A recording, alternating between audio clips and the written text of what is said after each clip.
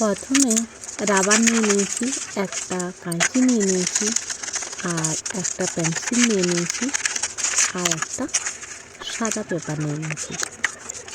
পেপারটা একদম পাতলা আছে, তো ভাঁজ করে এটা ঠিক করে নিলাম। ভাঁজ করার পর এবারে আমি যেরকম ধরনের কাটিং করব তার জন্য লাইন টানছি, কেননা আগের থেকে লাইন টেনে নিলে কাটিংটা খুব ভালো হয়। তোমরা যারা যারা আমার ভিডিও দেখছো তারাকে অসংখ্য ধন্যবাদ। আর ছোট বাচ্চা যদি দেখছো তোমাদের অনেক অনেক ভালোবাসা রইল। এই দেখো, সুন্দর করে আমি এখন লাইন টেনে নিলাম, আর এই ছোট্ট কাঁচি দিয়ে এখন কিন্তু কাটবো। বেশি সময় লাগবে না, যদি বারবার এটা বানাও তাহলে তাড়াতাড়ি হয়ে যাবে, কিন্তু প্রথমে যখন কাটতে যাবে ধীরে ধীরে করে কাটতে হবে, আর কোণগুলো বেশ সুন্দর করে ফিনিশিং দিতে হবে, তাহলে কিন্তু সুন্দর লাগবে দেখতে।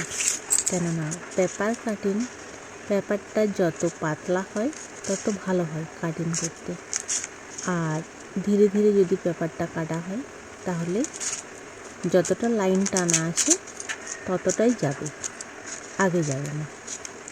কোণগুলো যখন আমি কাটছি তখন কিন্তু কোণগুলো ধীরে ধীরে করে কাটছি, কেননা পুরোটা কেটে যাওয়ার ভয় থাকে। তো সুন্দর করে তোমরাও কাটো, হয়ে যাবে। কাটিং করতে আমাকে খুবই ভালো লাগে, তাই পেপার কাটিং সোজা, কিন্তু একটু মাথা খাটাতেই হবে, কেননা কোনো একটা ডিজাইন বানানোর জন্য। তো এটা মোটামুটি অনেক সহজভাবে বানিয়েছি, আর এটা সবাই বানাতে পারবে একটু চেষ্টা করলে। মাত্র 2-4টা জিনিস দিয়ে তৈরি হয়ে যাবে। এই দেখো, কোণগুলো ডগটাই করে একটু কেটে দিচ্ছি কাঁচির। এই যে